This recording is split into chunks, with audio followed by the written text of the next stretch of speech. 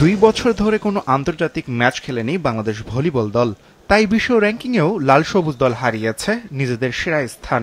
World র্যাঙ্কিংয়েও একসময় 64তম স্থানে ছিল বাংলাদেশ। এ নিয়ে আক্ষেপ আছে খেলোয়াড়দের।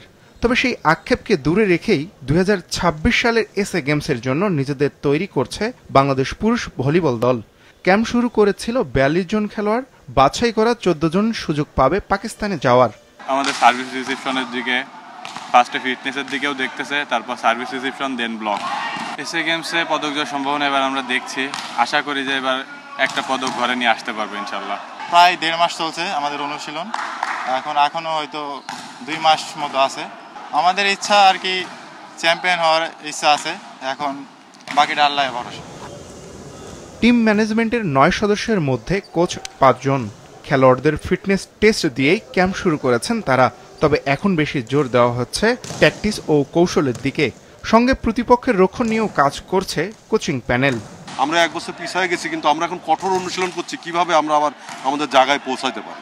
তো আমরা আশা করছি যে আমরা শ্রীলঙ্কা বা পাকিস্তানকে যদি ফাইনালে পাই, সেমিফাইনালে পাই, আমরা যদি বিট দিতে পারি আমরা ফাইনাল খেলতে পারবো, এটা আশা করছি। ব্রোঞ্জকে তো আমরা এনশিওর করছি যে ব্রোঞ্জটা আমাদের আসবে, আমরা এটা, কিন্তু আমরা ব্রোঞ্জের পরে আমরা যাতে সিলভার, আমাদের টার্গেট সিলভার, তো আমরা যদি সিলভারটা নিতে পারি তাহলে আমাদের জন্য ভলিবলের জন্য খুবই ভালো হবে। যেটা এসএ গেমসে এখন পর্যন্ত পুরুষ ভলিবল দল খেলেছে 10 আসরে, তবে পদক জিতেছে কেবল একবার, সেটাও 1998 আসরে ব্রোঞ্জ। তবে এবার কর্মকর্তারাও চান অন্তত ফাইনাল খেলুক বাংলাদেশ। ছেলেদেরও একটা যে জেদ আছে, ওরা চাচ্ছে যে আমরা একটা পদক নিয়ে আসবো ইনশাল্লাহ। সেটাকে সেই জন্য আমাদেরকে সুযোগ করে দেন, আমরা সেই সুযোগ ওদেরকে করার চেষ্টা করছি। আমাদের ঘরোয়া টুর্নামেন্ট আমরা আগামী নভেম্বরে লিগ করব, যেটা বন্ধ হয়ে আছে সেটাকে আমরা করব premier division, first division, second division league. SA গেমসে যাওয়ার আগে থাইল্যান্ডের ব্যাংককে 15 দিনের ক্যাম্প করতে চায় ফেডারেশন। পাশাপাশি দেশটিতে ম্যাচ খেলার পরিকল্পনাও রয়েছে ফেডারেশনের।